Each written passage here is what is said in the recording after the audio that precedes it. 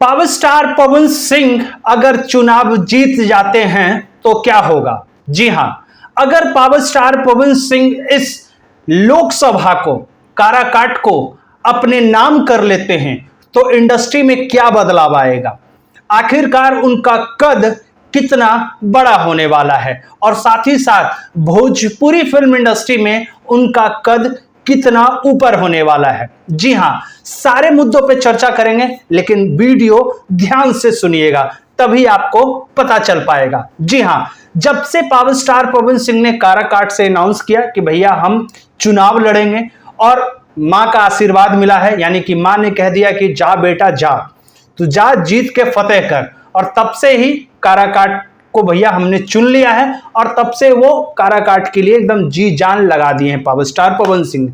और ऐसे में अगर वो जीत जाते हैं तो क्या होगा, सबसे पहला मायने भोजपुरी इंडस्ट्री में ही बदलाव होगा, क्योंकि पहले एक ऐसे कलाकार होंगे यानी कि पावर स्टार पवन सिंह जिसका जैसा उनका नाम है वैसा काम भी होने वाला है। क्योंकि इससे पहले मनोज तिवारी बीजेपी के साथ लड़े हैं और यानी बीजेपी की सीट पर, उसके बाद रवि किशन, उसके बाद निरहुआ, यानी कि तीनों ये हैं बीजेपी के साथ में, यानी कि बीजेपी के झंडे पर लड़े हैं और ऐसे में पवन सिंह निर्दलीय लड़े हैं।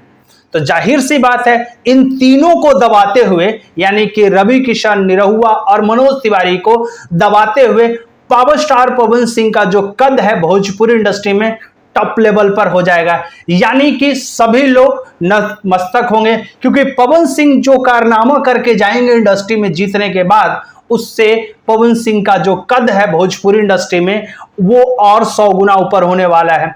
अब नेतागिरी में देख लेते हैं कि भाई नेतागिरी में क्या होगा।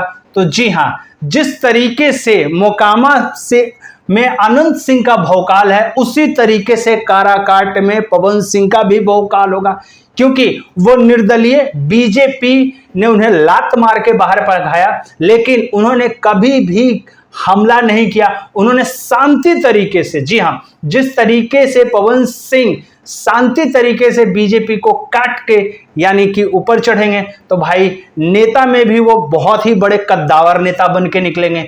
यानी कि बिहार में उनका कहीं ना कहीं जो परचम होगा वो सर चढ़ के बोलेगा। जिस तरीके से उनका जो फैन फॉलोइंग बेस है वो वाकई में ही खतरनाक है और उससे ये साबित हो जाएगा कि हर पार्टी यानी कि आरजेडी भी चाहेगा कि पवन सिंह को अपने में मिला ले। बीजेपी जहां तक जो सदस्यता रद्द कर दिया वो भी चाहेगी कि किसी तरीके से पवन सिंह एक बार फिर से बीजेपी में फिर से घुस जाए। तो यानी कि पवन सिंह के जीतने से दो जगह फर्क पड़ने वाला है।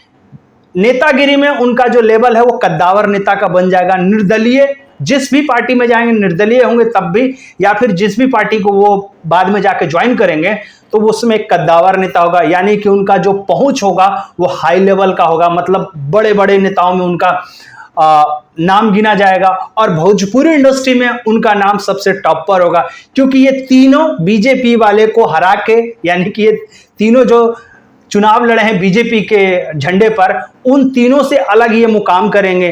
तो यानी कि कहीं ना कहीं ये दोनों जगह पे, राजनीतिक में भी और भाई फिल्म इंडस्ट्री में और सिंगिंग में तो भाई वो टॉप है ही। उनसे बड़ा कोई गायक अभी तक है नहीं और शायद, जी हाँ शायद 10 साल तक तो कोई दिख नहीं रहा है कि ऐसा कोई बहुत ही बड़ा गायक पवन सिंह को काट करके आगे बढ़ जाए। शायद 10 साल के बाद कोई आ जाए तो एक अलग बात है, लेकिन फिलहाल अभी तक तो कोई ऐसा गायक नहीं है। अब देखना है कि पावर स्टार पवन सिंह चुनाव जीत पाते हैं या फिर नहीं जीत पाते हैं, यह तो बाद में ही पता चलेगा। फिलहाल 1 तारीख यानी कि कल है पवन सिंह का वोटिंग वाला दिन। अब देखना है कि कितने % पावर स्टार पवन सिंह को वोट देते हैं। फिलहाल क्या सोचते हैं आप इस खबर के बारे में, आप अपनी राय हमें नीचे कमेंट बॉक्स में जरूर बताइएगा। मिलते हैं अगले वीडियो में, तब तक के लिए धन्यवाद।